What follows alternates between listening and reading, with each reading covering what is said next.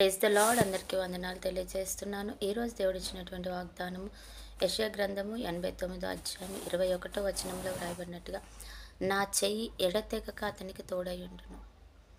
దేవుని హస్తం అంట నీకెప్పుడు కూడా తోడై ఉంటుంది. కొంచెం సేపు ఉండి కొంచెం సేపు ఉండడం కాదు, ఎడతెగక అది ఆగిపోదు. ఆ యొక్క సన్నిధి నీతో రావడం అన్నది ఆగిపోదు అంటున్నాడు దేవుడు. ఎడతెగక అతనికి తోడై ఉన్నది నా చెయ్యి అంటున్నా. ఈరోజు దేవుడు నీతో అంటున్నాడు, నేను నీకు నీ వెన్నంటి రావడం అన్నది ఆగిపోదు అని అంటున్నాడు అనమాట. మరి అంత ప్రేమిస్తున్న దేవుడు, అంతగా నీ వైపు ఉంటున్న దేవుడు, నీకు విజయాన్ని ఇస్తున్న దేవుణ్ణి బట్టి నిజంగా మనం ఎంత కృతజ్ఞత కలిగి ఉంటున్నాం కదా. మరి ఆయన అంత ఎడతెగకుండా ప్రేమిస్తున్నప్పుడు మనం కూడా ఆయనను ప్రేమించే వారిగా మనం ఉండాలి. కొంతైనా ప్రేమించే వారిగా మనం ఉండాలన్నమాట.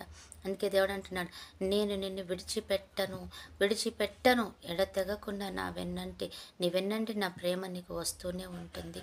నిజమే కదా. చాలా సందర్భాలలో మనం కృంగిపోయే సమయంలో, మనం వేసారిపోతున్న సమయంలో, తల్లి తండ్రి లేరు అనుకుంటున్న సమయంలో, మరి బంధువులు ఆప్తులు ఎవరు కూడా నాకు సహాయంగా లేరు, నాకు ఎవరొస్తారు అన్న సమయంలో ఆయన పాదాల మీద పడ్డప్పుడు దేవుడు ఆయన నువ్వు అడుగు వాటికంటే, ఊహించు వాటికంటే కూడా ఎక్కువగా నీకు సహాయం చేసి ఆ ఆపదలో నుంచి నిన్ను ఆయన తప్పిస్తాడు కదా.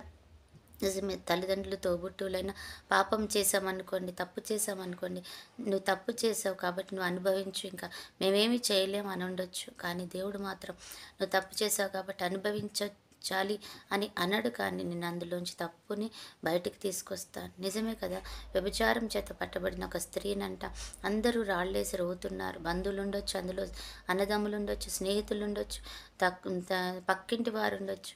అంతవరకు ప్రేమించిన వారందరూ కూడా ఆమెని భయంకరంగా ఆమెని బాధ పెడుతూ ఉంటే దేవుడు మాత్రం ఒక్క మాట కూడా అనకుండా ఆయన ఆమెని ఓదార్చాడు, సమాధానం ఇచ్చాడు.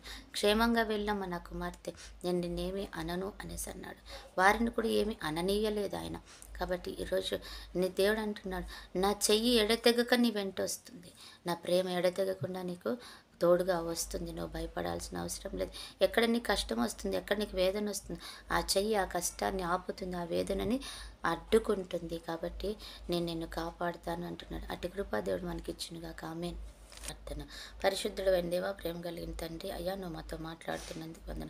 నిజంగానే ప్రభా నువ్వు అంటున్నా తండ్రి, ఎడతెగక నా ప్రేమ నీ వెంట ఉంటుంది. కాబట్టి అయ్యా మనం ఏ రీతిగా కాపాడబడుతున్నాం, ఆయన ప్రేమను బట్టి మేము విడుదల పొందుకుంటున్నాం తండ్రి. నిజంగానే ప్రభా నువ్వెంత గొప్ప దేవుడు నాయన, మా జీవితంలో ఇంత మేలు చేసి నువ్వు మమ్మల్ని సహాయం చేస్తున్నావు తండ్రి, వందనాలు. మరి ఎంతమంది బిడ్డలైతే ఈరోజు ప్రభా ఇంకనూ యేసు పాదాల ఎత్తుకు రాక తండ్రి, ఈ మేలు ఈ విడుదల సమాధానం పొందుకోక ఆయన హస్తం తోడుగా లేకుండా బ్రతుకుతున్నారు, వారందరినీ జ్ఞాపకం చేసుకొని ఆయన చేతులు అయ్యా కౌగిట్లో తండ్రి వారిని దాచిపెట్టుకునే కృపకు పాత్రలుగా వారు చేయమని బ్రతిమలాడుతున్నాం తండ్రి. స్తోత్రాలు. ఈరోజు మరి ఎంతమంది బిడ్డలైతే ప్రభా మేము తండ్రి భయంకరమైన వేదనతో ఉన్నాం, శోధనతో ఉన్నాం, ఆర్థిక ఇబ్బందులతో, అప్పుల సమస్యలు, అనారోగ్యంతో, కుటుంబ సమస్యలతో, కలహాలతో ఉన్నాం.